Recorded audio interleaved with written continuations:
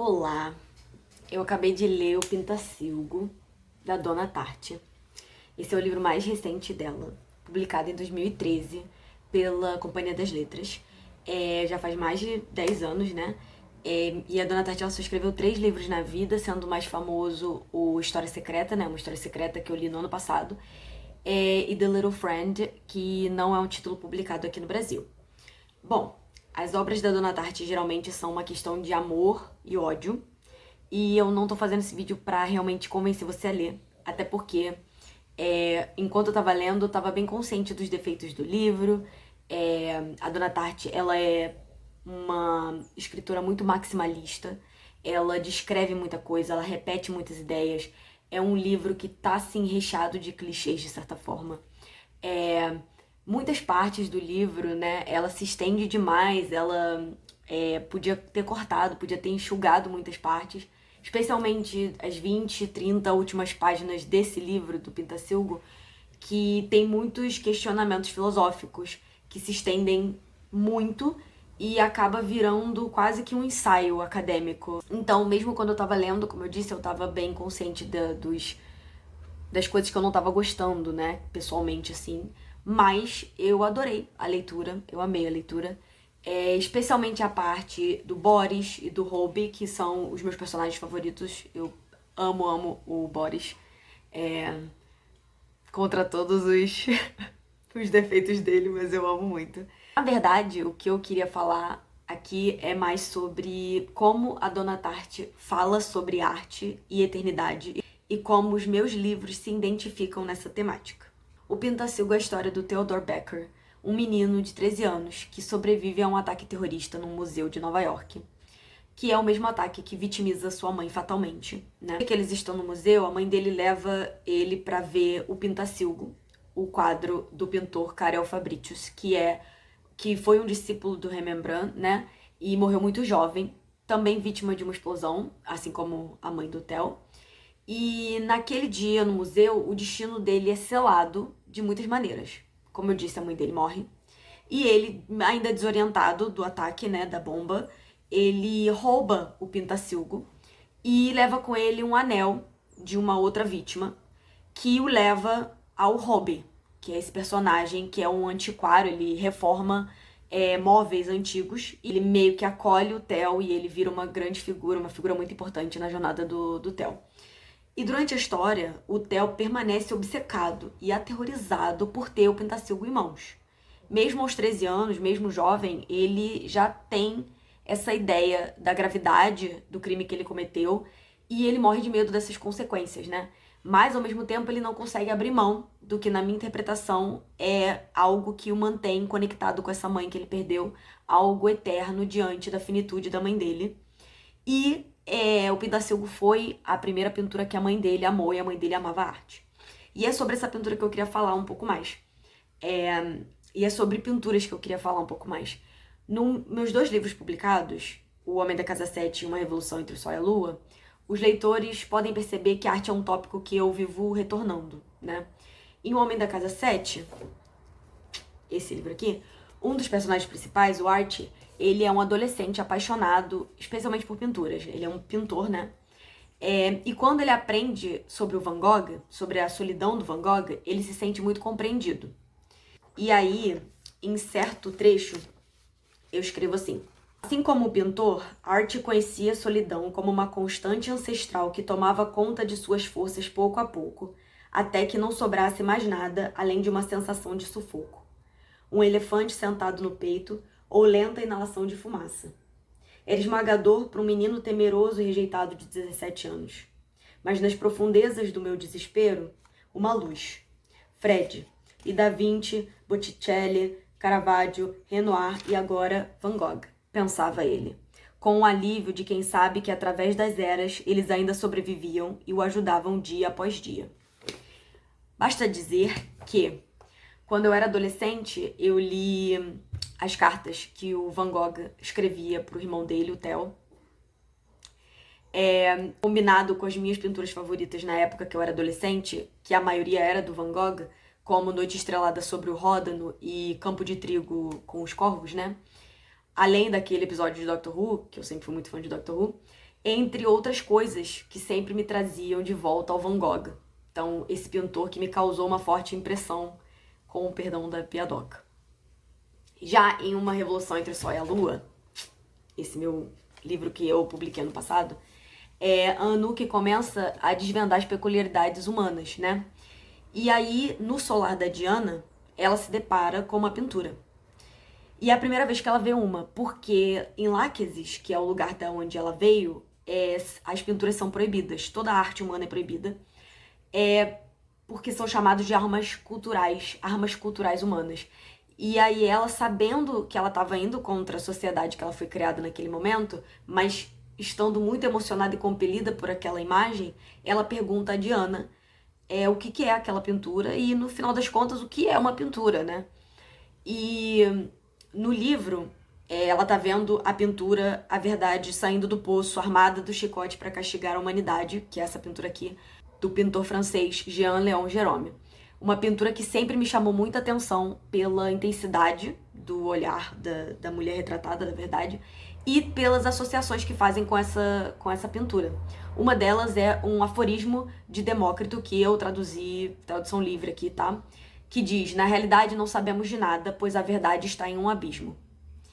Outra associação também é de um epigrama do poeta francês Florian, que diz, também em tradução livre minha: a verdade nua um dia saiu do seu poço, todos fugiram ao vê-la. E por fim, uma parábola do século XIX que conta que a verdade e a mentira foram se banhar num poço, num belo dia se encontram e foram se banhar, e a mentira engana a verdade quando elas estão dentro do poço. Então a mentira corre e veste as roupas da verdade e foge. E a verdade furiosa, nua, sai do poço. Mas o mundo, vendo a verdade nua, desvia o olhar. E aí a verdade se recusa a vestir-se com as vestes da mentira, mas sai por aí nua por não ter do porquê se envergonhar, né? Mas o mundo despreza ela, preferindo aceitar melhor a mentira vestida de verdade. E aí tem algumas variações dessa parábola, dessa história, mas no fim todas elas comunicam alguma coisa parecida, todas elas têm as questões similares, né? Que é mais fácil aceitar uma mentira. Quem leu Uma Revolução entre o Sol e a Lua, meu livro, vai entender como isso se relaciona com o coração da história. A Anouk, ela poderia aceitar uma mentira vestida de verdade, seria bem mais fácil, faria a vida dela bem mais fácil, bem mais confortável, mas ela escolhe encarar a verdade dolorosa da realidade, e a ponte para ela descobrir essas verdades é justamente esse contato que ela tem com a arte, tanto com a pintura quanto especialmente com os livros, né, que a Diana tanto ama e apresenta esse mundo para ela. E aí tem uma parte no livro que a Diana fala o seguinte, eu escrevo assim: no passado, muito tempo atrás, alguém conseguiu traduzir em cores um sentimento, e essa obra causou muitos outros sentimentos em pessoas com vidas totalmente diferentes, mesmo sem conhecerem o artista. E é como se um diálogo infinito se estabelecesse entre nós, para além da existência física do pintor, assim como é nos livros. O mais absurdo é que nem sei se a pintura original foi conservada, mas no meio de toda a destruição ainda presenciamos o legado dele. A arte é eterna.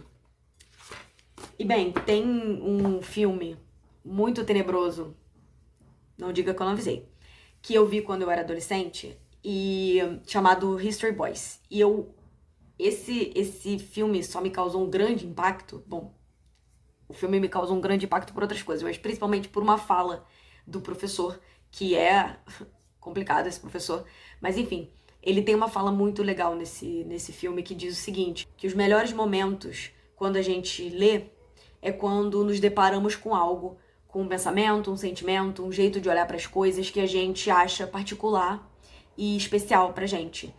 E ali está, escrito por um outro alguém que você nunca conheceu, talvez alguém morto há muitos e muitos anos, e é como se uma mão saísse do livro e pegasse na sua.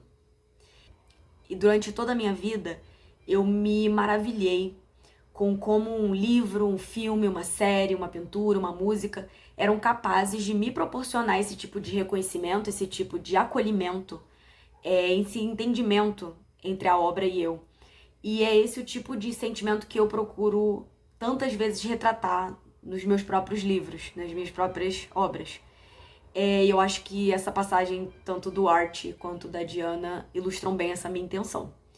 E aí, voltando para o Pintacilgo, mais para o final do livro, tem duas passagens que se conectam com a minha intenção e com a da Dona Tart, quando ela tá falando da eternidade da arte, né? Mas pro fim, o Hope diz, eu vou ler. Se uma pintura realmente afeta e muda sua maneira de ver, de pensar, de sentir, você não pensa, eu amo essa pintura porque ela é universal. Eu amo essa pintura porque ela fala a toda a humanidade. Não é por isso que alguém ama uma obra de arte. É um sussurro secreto vindo de um beco. Psst, você? Ei, garoto, sim, você. Um choque individual no seu coração. Você vê uma pintura, eu vejo outra. O livro de arte a apresenta ainda em outra perspectiva. A mulher comprando cartão na loja de recordações do museu vê algo totalmente diferente. E isso para não falar das pessoas separadas de nós pelo tempo. 400 anos antes de nós, 400 anos depois de partirmos. Uma pintura realmente grande é fluida o bastante para chegar até a mente e o coração, por todo tipo de ângulo diferente, de maneiras que são únicas e muito particulares. Sua, fui pintada para você. E no fim do livro, ela ainda escreve, tem muitas e muitas divagações do narrador, que é o personagem principal, que é o Theo, ele que tá narrando a história. Mas mais pro final, ela fecha o livro assim, e se você não quiser ouvir, então não tem spoiler aqui, é uma reflexão apenas, mas se você quiser ter essa experiência no livro, então você pode saltar um pouquinho, já estamos no final. No fim do livro ela escreve: é uma glória e um privilégio amar o que a morte não toca. Pois, se desastre e esquecimento seguiram essa pintura através do tempo, o amor também o fez. Na medida em que ela é imortal, e ela é, eu exerço um papel pequeno, brilhante e imutável nessa imortalidade. Ela existe e continua existindo. E eu acrescento meu próprio amor à história das pessoas que amaram coisas belas, e cuidaram delas, e as tiraram do fogo, e as procuraram quando estavam perdidas, e tentaram preservá-las e salvá-las enquanto as passavam literalmente de mão em mão, cantando de forma brilhante pelos destroços do tempo para a próxima geração de amantes, e a próxima. E você pode negar, assim como muitos, o talento da Dona Tart, e pode não gostar dos livros dela, e tudo bem. Mas a gente jamais pode negar que ela entende profundamente o poder eterno da arte.